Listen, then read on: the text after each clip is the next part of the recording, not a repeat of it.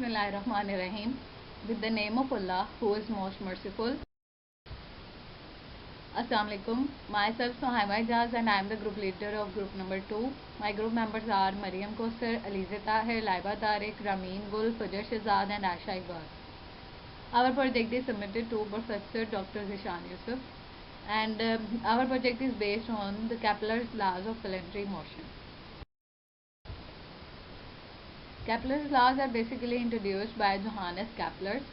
He gave his first and second law in 1609 and the third law was given in 1618. These laws are based on the observation of another astronomer who named Tycho Brahe. Kepler's first law.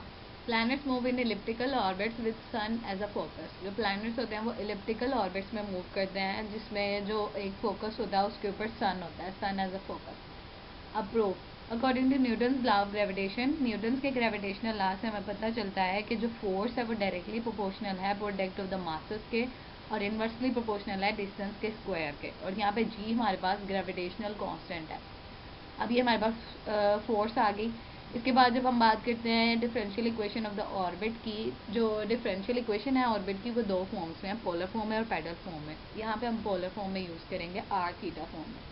अब f equals to a square you square D square you over D theta square plus u. अब यहाँ पे ये जो force है small f, ये represent कर रही है फोर्स पर यूनिट मास. अब जब हमें जो है फॉर होल बॉडी के लिए फोर्स चाहिए होती है तो हम उसको कैपिटल F से रिप्रेजेंट करते हैं. अब our equation represents force per unit mass. We required force for planet of mass m. So हमने दोनों साइड्स पे मास को मल्टीप्लाई करवा दिया तो यहाँ पे हमारे पास ये कन्वर्ट होगी f में और यहाँ पे m इसके साथ एक्सप्रेशन के साथ मल्टीप्लाई हो गया. अब इक्वेशन 1 और 3 से हमें ये मिलता है कि हम दोनों को इक्वेट कर लें. इक्वेट करने के बाद m से कैंसिल कर दिया. अब हमें पता है u बराबर होता है 1/r के, तो 1/r² बराबर होगा u स्क्वायर के.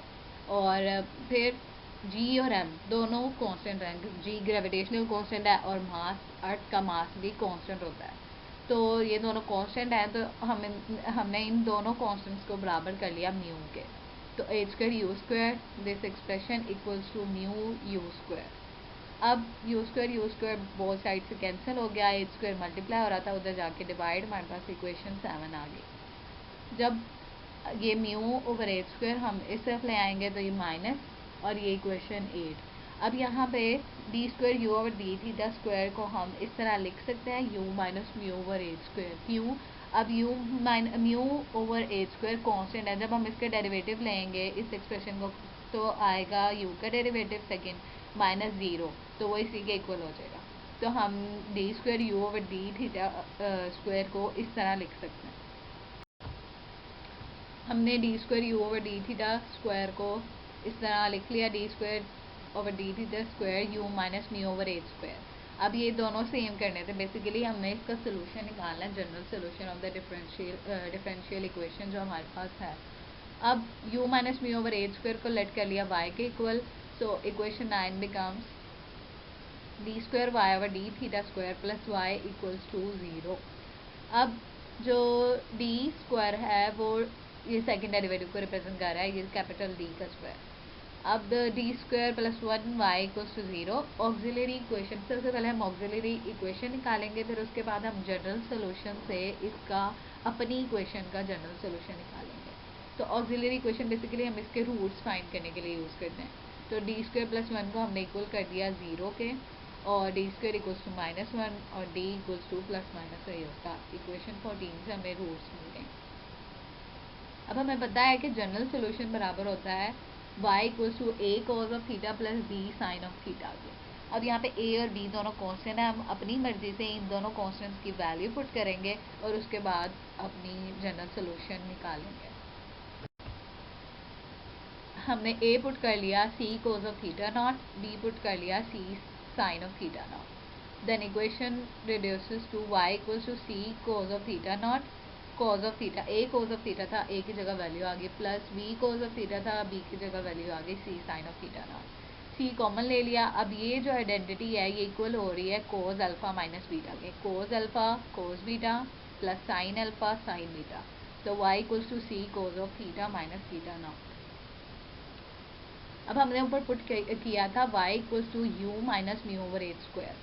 अब हम दोबारा से y की जगह ये पुट कर देंगे। अब बेसिकली तब हमने u minus mu over H square की जगह y पुट किया था, अब y की जगह वापस से वही वैल्यू। तो which gives the general solution u minus mu over H square equals to C cos of theta minus theta naught. अब c और थीटा नॉट दोनों क्या है, कॉन्स्टेंट्स हैं। अब हम चाह रहे हैं कि ये थीटा नॉट जो है वो रिमूव हो जाए, तो हम इसको क्या करेंगे, इनिशियल लाइन को रोटेट कराएंगे with an angle theta naught. So equation reduces to u minus mu over H square c cos of equals to C cos of theta. अब यहाँ पे mu over H square minus का उधर ले जाएंगे, mu over H square plus c cos of theta. अब mu हमें पता है इक्वल्स होता है 1 ओवर आर के, ये एक्सप्रेशन बहुत यूज़ होगा कैपलर्स लॉस के सारे टॉपिक्स में। u equals to 1 over r, तो 1 over r equals to mu over H square plus c cos of theta. अब हमारे पास था equation 1 over r equals to mu over H square plus c cos of theta. अब हम चाहते हैं कि इलिप्स की इक्वेशन के साथ हम इसको मैच करवाएं। इलिप्स की इक्वेशन में होता है 1 plus e cos of theta, तो यहाँ पे हमें 1 चाहिए, हमारे पास है म्यू ओवर एच स्क्वायर, तो हम इसको डिवाइड करेंगे म्यू ओवर एच स्क्वायर से, तो ये कैंसिल हो जाएगा और ये अगर नीचे आएगा म्यू ओवर एच स्क्वायर, ऊपर जाके h square over mu plus और इसी तरह h square over mu c cos of theta और c, which represents an ellipse of the form L over R equals to 1 plus E cos of theta।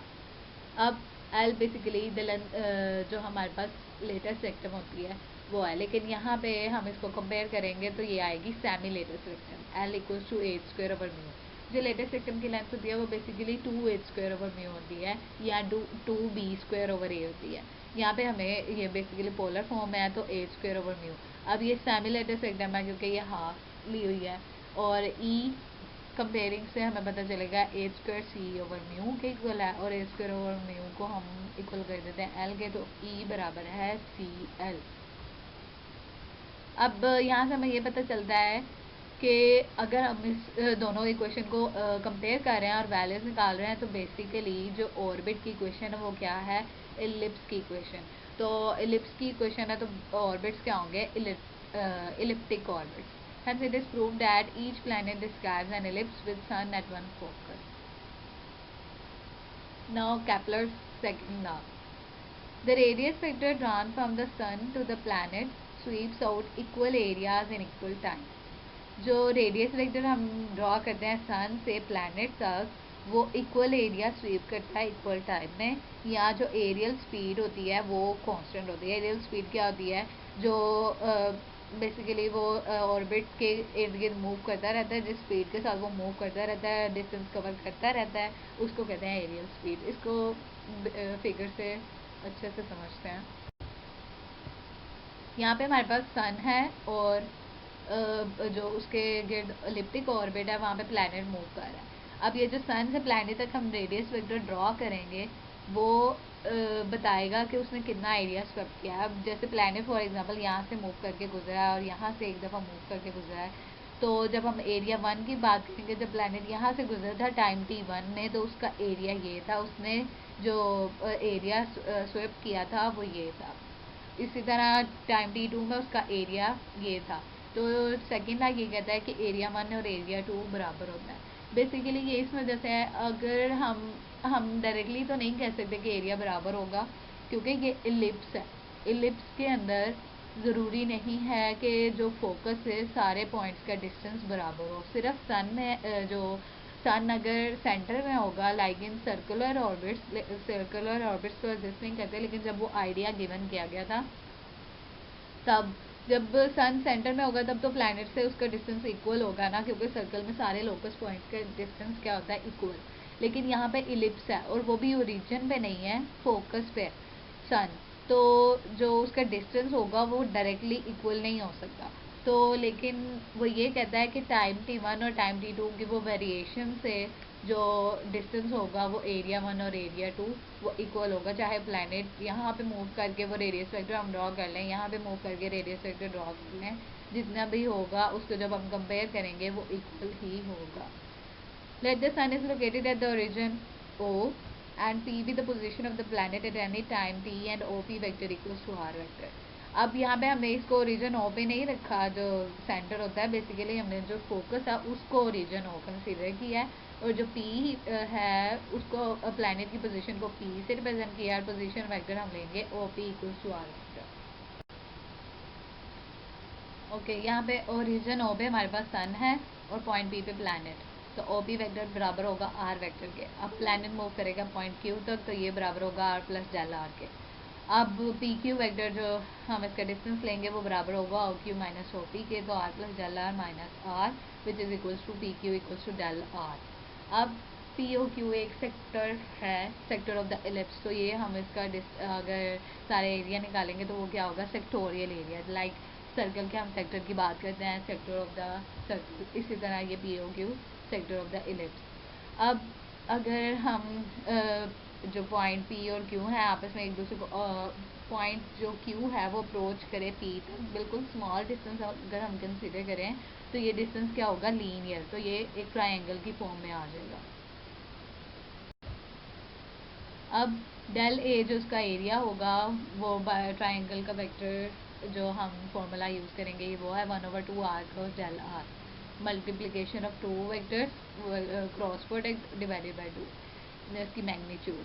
अब del A over del t, हमने इसको del T से divide कर दिया, उसके बाद हमने इसकी लिमिट ली, तो लिमिट से del A over del T approach करेगा D A over D T को, लाइक डेरिवेटिव, और अगर इसकी लिमिट लें तो ये अप्रोच करेगा D R over D T, जो derivative of distance with respect to time वो इक्वल होगा वेलोसिटी के। अब आर क्रॉस वी, ये हमारे पास एंगुलर मोमेंटम होता है, यहाँ पे r cross v magnitude equals to angular momentum की मैग्नीट्यूड। अब हमने एज को एंगुलर मोमेंटम यहाँ पे लिख दिया 1/2 एज की मैग्नीट्यूड, और डी ओवर डी टी बराबर होगा 1/2 एज। अब एज एंगुलर मोमेंटम भी कांस्टेंट है, तो डी ओवर डी टी भी क्या होगा, constant. In this way, the area swept by the radius vector in unit time is constant. So हमने प्रूव कर दिया कि जो एरियल स्पीड है, लाइक सन से प्लैनेट तक जो रेडियस वेक्टर हम ड्रॉ कर रहे हैं, वो जितने भी पार्ट्स में अपना डिस्टेंस कवर कर रहा है वो एरिया 1 और एरिया 2 क्या होंगे, इक्वल। ये इसका result. The areal speed of the radius vector in any orbit is constant, which says the radius vector drawn from the sun to the planet sweeps out equal areas in equal time. Now Kepler's third law. The squares of the periods of the planets are proportional to the cube of the semi-major axis of their orbits. Like ये जो सन से planet तक, ये हमारे पास इसका radius vector है, ये semi major axis हमारे पास एक्स एक्सिस है, तो ये इसकी टोटल लेंथ होगी 2a। हमने सेमी मतलब आधी लेनी है सेमी मेजर एक्सिस, तो वो होगी a, और ये b उसकी माइनर एक्सिस की लेंथ, और ये इसका फोकस, एक फोकस का सन है, एक फोकस वैसे हमने f1 कहा हुआ है। अब ये प्रूव करना है कि जो टाइम पीरियड का स्क्वायर है वो प्रोपोर्शनल हो ए के क्यूब के, सेमी मेजर एक्सिस की लेंथ के क्यूब के। अब लेट कर लिया कि टाइम क्या है टी उस पार्टिकल के लिए जो मूव कर रहा है, बेसिकली प्लैनेट के लिए, और मेजर एक्सिस की लेंथ हमारे पास ए है, और बी जो है वो सेमी माइनर एक्सिस है। सेमी मेजर एक्सिस कब होगा बी, जब हम उसको वर्टिकल एलिप्स लेते हैं। अगर हमारे पास यहाँ पे हॉरिजॉन्टल एलिप्स है तो हमारे पास ए सेमी मेजर एक्सिस है। अब area of ellipse equals to areal velocity into time, like ये इस तरह लिखा हुआ है, distance s equals to v t होता है, तो डिस्टेंस को हमने इक्वल लिया है एरिया ऑफ एलिप्स के, क्योंकि हम ये पढ़ चुके हैं कि जो फ्रॉम कैलकुलस वी से डैट कि जो जब हम इंटीग्रेशन करते हैं तो वो हमें देता है area bounded by the curve. तो जो area bounded by the curve होता है वो बेसिकली डिस्टेंस के इक्वल होता है जब हम उसको एक्स एक्सिस पे लेते हैं, तो ये उस तरह से आया s equals to v t. यहाँ पे एरिया एस किसके इक्वल है, एरिया के, तो area of ellipse equals to velocity into time.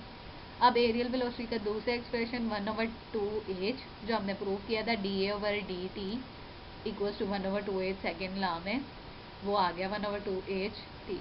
अब एरिया ऑफ एलिप्स की भी वैल्यू होती है पाई ए बी, ये भी ऑलरेडी डिराइव्ड है। इसके बाद pi A B equals to 1/2 H, और टाइम आ गया टी, टाइम पीरियड। अब टी इक्वल्स टू हमने इसको 2 अरेंज कर दिया, 2 pi A B over H equals to 2 pi A B over square root of mu L. अब एल इक्वल है एच स्क्वायर ओवर म्यू के सेमी लीटर सेक्टम की length. अब यहाँ से हमें लेंथ चाहिए एच की, तो एच स्क्वायर किसके इक्वल होगा, म्यू एल के। उसके बाद हम उसका स्क्वायर रूट ले लेंगे, ये वो लेंथ आ गई। इसके बाद 2 pi over square root of mu हमने अलहदा कर दिया, a B over square root of l अलहदा कर दिया, क्योंकि हमने अब यहाँ पे सिमिलरिटी सेक्टम की दूसरी वैल्यू पुट करनी है, L equals to B square over A वाली। अब L equals to B square over ए, तो यहाँ पे स्क्वायर रूट में ये वैल्यू आ जाएगी। इसके बाद हम इसकी कैलकुलेशन करेंगे, इसको सॉल्व करेंगे, तो टी कटिंग होगी ए की वैल्यू 1/2 जो पावर है, सॉरी ए पावर 1/2 पावर 1/2, और बी की इस तरह कटिंग होगी। उसकी पावर को कैलकुलेट करने के बाद हमारे पास वैल्यू आएगी t square equals to 4 pi square over mu a cube. अब ये कांस्टेंट है, तो टी स्क्वायर प्रोपोर्शनल हो जाएगा ए क्यूब के।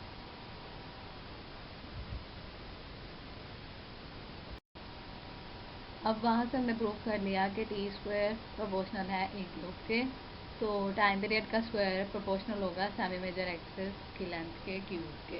रिजल्ट आ गया। अब इसकी justification by Newton gravitation law से हम प्रूव करेंगे कि क्या केप्लर्स लॉ ट्रू है या फॉल्स है। अब फर्स्ट लॉ से हमें जो केप्लर का फर्स्ट लॉ था, वहाँ से हमें पता चलता है u equals to 1/L 1 + c cos of theta. Basically अब यहाँ से ये u की वैल्यू हमने वहाँ पे ये पढ़ा था 1/r equals to 1 + L/r equals to 1 + e cos of theta, तो उसको बेसिकली सिर्फ सॉल्व किया हुआ है। इसके बाद फोर्स हमारे पास differential equation of the orbit in polar form से ले ली, फोर्स पर यूनिट मास। अब हमने वैल्यू सब्स्टिट्यूट करनी है ये D square you over D theta square की और u की, यहाँ से u की वैल्यू, और इसी इक्वेशन का जब हम सेकेंड डेरिवेटिव लेंगे u का विद रिस्पेक्ट टू थीटा, वो वैल्यू जब हम इस इक्वेशन में सब्स्टिट्यूट करेंगे तो हमारे पास आएगा H square you square over L. Basically ये जस्ट जस्टिफिकेशन एक थोड़े से पॉइंट के लिए है कि जस्ट ये ट्रू है या नहीं, तो उसके लिए हम देख रहे हैं। अब एच स्क्वायर ओवर एल आ गया, और यू पता है हमें 1/r के इक्वल है, तो ये 1/r स्क्वायर।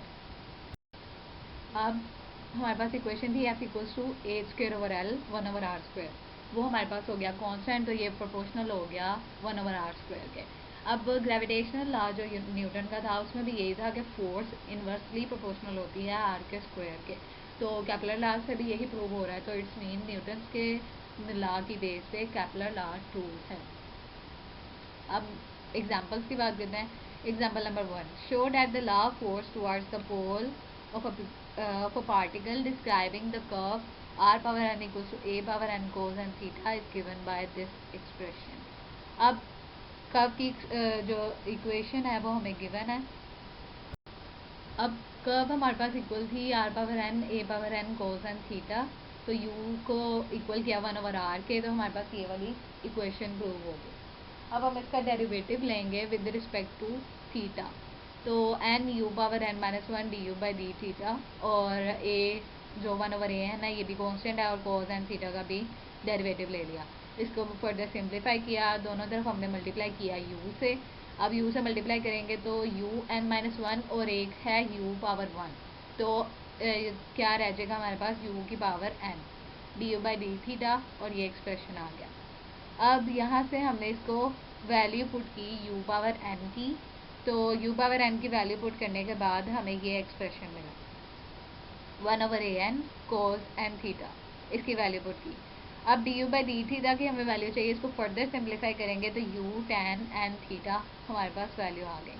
अब इसका सेकंड डेरिवेटिव लेंगे, क्योंकि हमने ऊपर u से मल्टीप्लाई इसलिए कराया था ताकि हम इसके डेरिवेटिव को फर्दर सिंप्लीफाई करें। D square you over D theta square, second derivative लेंगे u टेंजेंट n थीटा का भी प्रोडक्ट रूल लगाया। इसके बाद D u by d theta की हमने इस इक्वेशन में वैल्यू पुट की, और हमारे पास फर्दर सिंप्लीफिकेशन के बाद D square you over D theta square equals to U tan square N theta plus N second square N theta, equation 3 आ गई। अब इक्वेशन है differential equation of the orbit, वो F equals to H square you square D square you over D theta square plus U, हमने ये पढ़ा था। अब A square you square multiply हो रहा था साथ, उसको सिंपली यहाँ पे डिवाइड किया है साथ में। अब यहाँ से हमने इसकी वैल्यू पुट की D square you over D theta square की इक्वेशन 3 से, यहाँ से वैल्यू पुट करने के बाद इसको फर्दर सिंप्लीफाई किया, हमने आइडेंटिटी यूज़ की 1 plus tangent square theta equals to secant square theta, और ये हमारे पास वैल्यू आ गई n plus 1 over cos square and theta, equation 4। अब कब जो थी हमारे पास उससे इक्वेशन 1 से हमारे पास क्यू पावर n की वैल्यू ये है। अब हमारे पास जो कर्व की इक्वेशन थी u power n equals to 1 over a n cos n theta, वहाँ से हमने 1 ओवर कोज एन थीटा की वैल्यू निकाली ए एन यू एन। अब इक्वेशन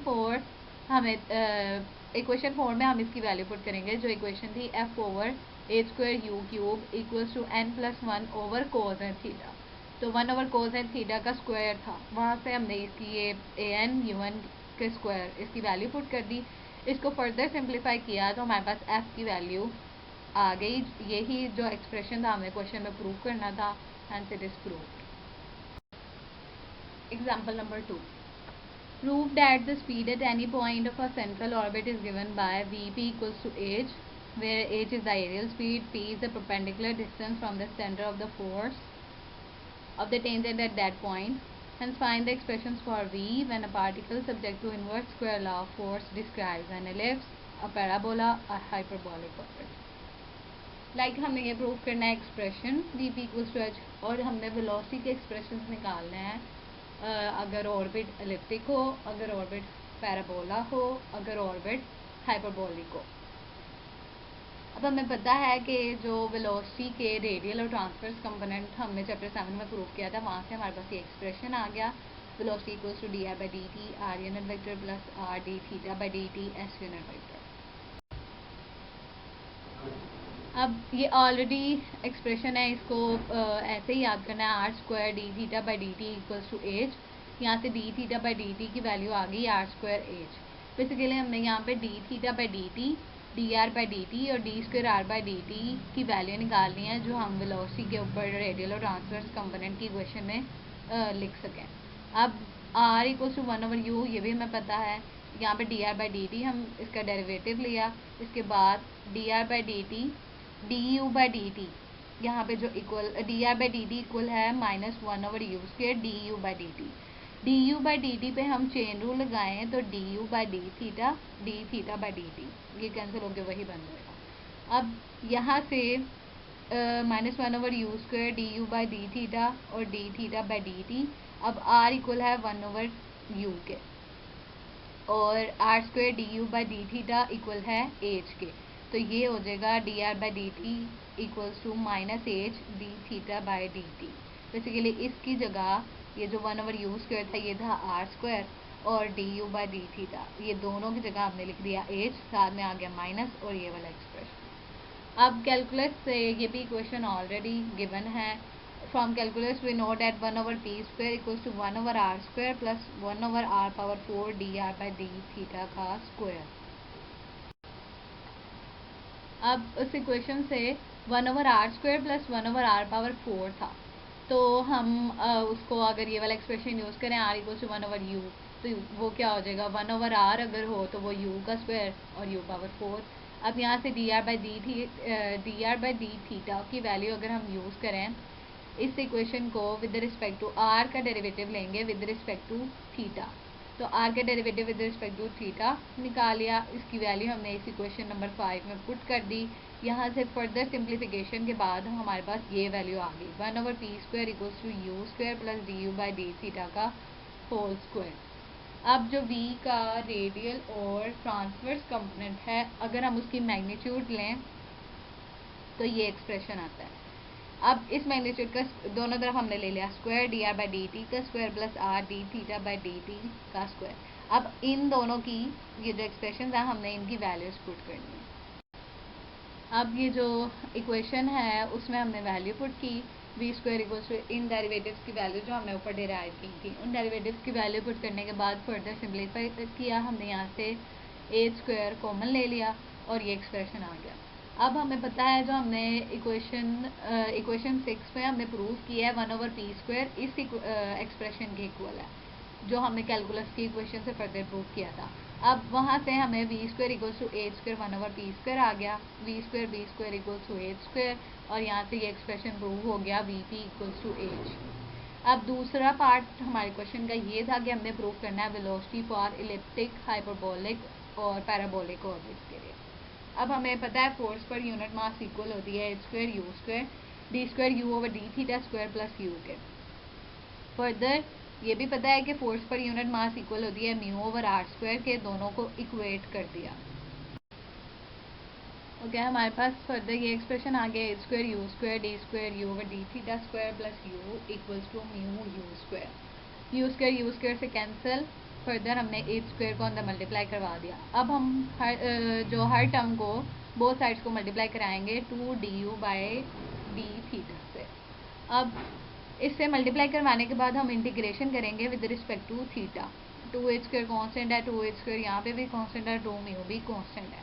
जब हम इसकी इंटीग्रेशन करेंगे तो हमारे पास ये एक्सप्रेशन आएगा 2h स्क्वायर कॉन्स्टेंट था, D u by d theta का स्क्वायर। बेसिकली ये इस तरह से है, अगर इसको रिवर्स में देखें तो ये आएगा 2 D u by d theta D square you over D theta का स्क्वायर। फंक्शन है उसके साथ उसका डेरिवेटिव मौजूद है, तो हम फंक्शन की पावर में एक प्लस करेंगे, D u by d theta की पावर में एक प्लस करेंगे और उसी से डिवाइड कर देंगे, तो ये आ गया। इसी तरह यहाँ पे भी 2h स्क्वायर फंक्शन है u, उसके साथ उसका डेरिवेटिव मौजूद है, साथ में जो है हम उसकी पावर में क्या करेंगे एक प्लस करेंगे और उसी से डिवाइड करेंगे। वो वाला फॉर्मूला यूज़ होगा u power n+1 over n+1 plus c integration का। इसी तरह यहाँ पे भी यही होगा, इसकी बेसिकली इंटीग्रेशन है d u by d theta, तो इंटीग्रेशन में रिवर्स होगा तो वो फंक्शन आ जाएगा प्लस सी। अब यहाँ से कैंसिलेशन के बाद फर्दर सिंप्लीफिकेशन के बाद एच स्क्वायर हमने कॉमन ले लिया और ये हमारे पास इक्वेशन आ गई। अब इक्वेशन 6 से वही इक्वेशन से हमें पता है 1/p² इसी एक्सप्रेशन के इक्वल है, तो h square over p square equal to 2 mu u plus c आ गया। अब h square over p square equal to 2 mu u plus c था, तो यू की जगह पे 1/r 2 mu over r plus c आ गया। अब हमें पता है ये भी ऑलरेडी इक्वेशंस गिवन है, इसको ऐसे ही याद करना है। इक्वेशन ऑफ इलिप्स, पैराबोला और हाइपरबोला की पैडल फॉर्म में b square over a square, polar form r theta में और पैडल फॉर्म ए और बी में। अब b square over p square equals to 2a over r-1, parabola की p square equals to AR और hyperbola की with जो minus है उसको प्लस में। Compare 9 and 10 to get the value of c। अब हम इक्वेशन इलिप्स की इक्वेशन को इस इक्वेशन 9 से कंपेयर कर रहे हैं, 9 और 10 को। अब अगर हम इन दोनों को कंपेयर कर रहे हैं तो हमें किसकी वैल्यू मिलेगी, c की वैल्यू मिलेगी। लाइक यहाँ से तो ये वाली साइड को हम कंपेयर नहीं करेंगे क्योंकि ये हमारे यूज़ में नहीं है। इसको 2 mu over r over 2a over r equals to c over -1। इस तरह आर से कैंसिल, 2 से कैंसिल, तो c equals to minus mu over a। ये आ गया कांस्टेंट की वैल्यू फॉर इलिप्स। 9 और 11 को कंपेयर करेंगे तो c और यहाँ पे कांस्टेंट क्या होगा 0, c इक्वल्स टू 0। और हाइपरबोला के लिए भी सेम एज इलिप्स, हमारे पास वैल्यू क्या आ जाएगी पॉजिटिव में।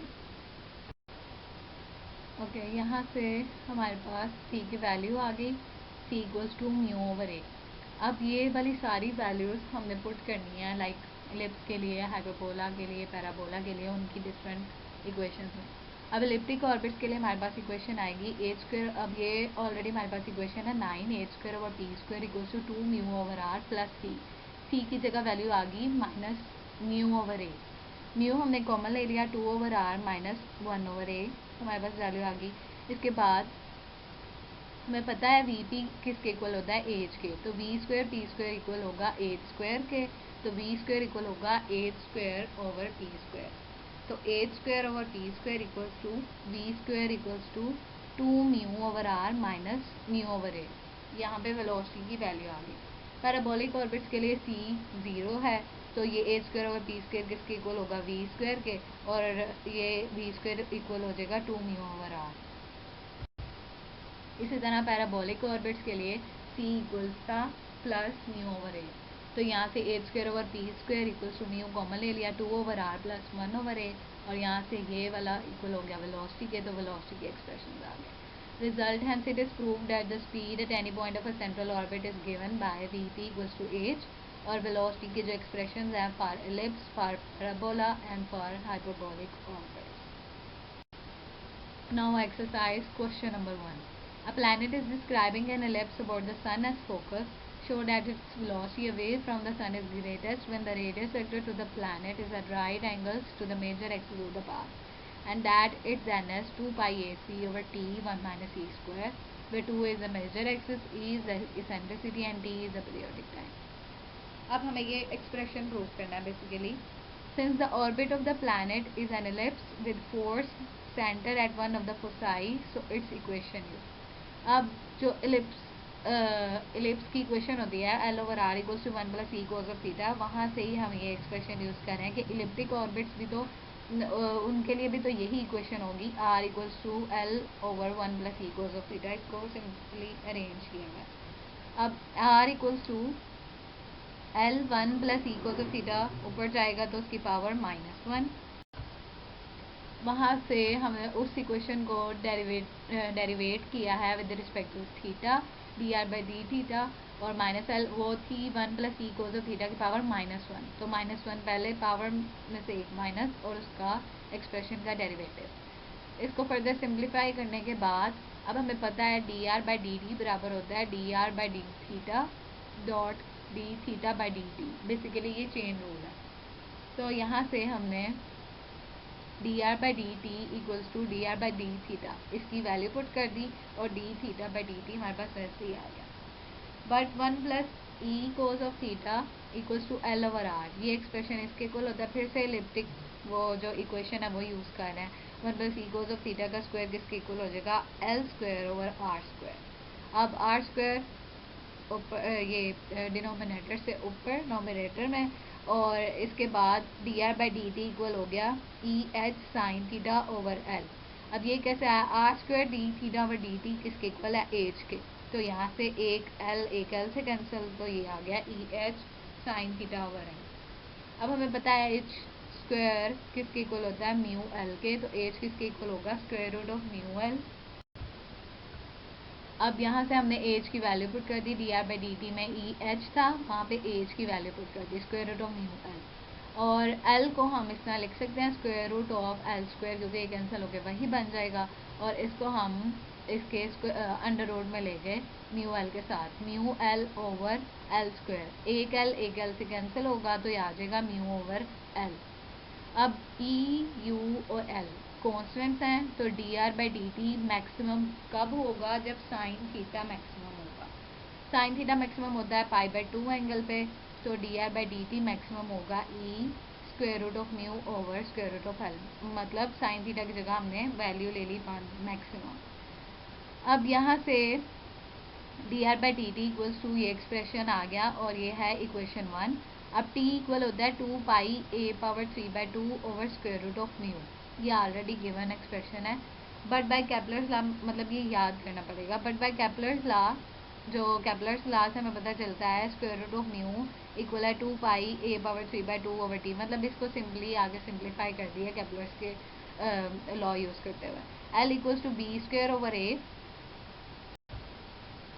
अब L equals to B square over a. B square किसके इक्वल होता है, a square 1 minus e square. ये फ्रॉम जो कैलकुलस से हम एलिप्स की इक्वेशन में पढ़ चुके हैं. L की वैल्यू आ जाएगी ए 1 माइनस ई स्क्वायर. ये सारी वैल्यूज़ हमने d are by D T जो मैक्सिमम था वहाँ पे पुट कर दी. E equals to e mu की जगह उसकी वैल्यू आ गई, और साथ में ये L की वैल्यू आ गई 1 ओवर एल स्क्वायर होगी. यहाँ से इसको फर्दर सिंप्लीफाई करने के बाद d are by D t maximum 2 pi a e over t square root of 1 minus e square आ गया. अब ये वेलोसिटी है, मैक्सिमम वेलोसिटी लाइक डेरिवेटिव. तो derivative of r with respect to t तो किसके इक्वल होता है, वेलोसिटी के. तो ये एक्सप्रेशन आ गया. हमने प्रूव कर दिया कि जो वेलोसिटी है जब वो परपेंडिकुलर होगा उसका मेजर एक्सिस पे, तो वेलोसिटी का एक्सप्रेशन ये होगा. An ellipse with the sun in its centre is described by a planet. It can be demonstrated that the planet's velocity away from the sun is greatest when the radius vector to the planet is perpendicular to the major axis of the path. Like जो radius vector है सन से planet तक, जब वो major axis के path के perpendicular होगा तो हमारे पास वेलोसिटी का एक्सप्रेशन ये आएगा, जहाँ 2a मेजर एक्सिस है और अगर a होगा तो वो सेमी मेजर एक्सिस होगा, e एसेंट्रिसिटी है और t periodic time. Thank you for your attention. That's all about our slides that represents how Kepler's law introduces the planetary motion orbit.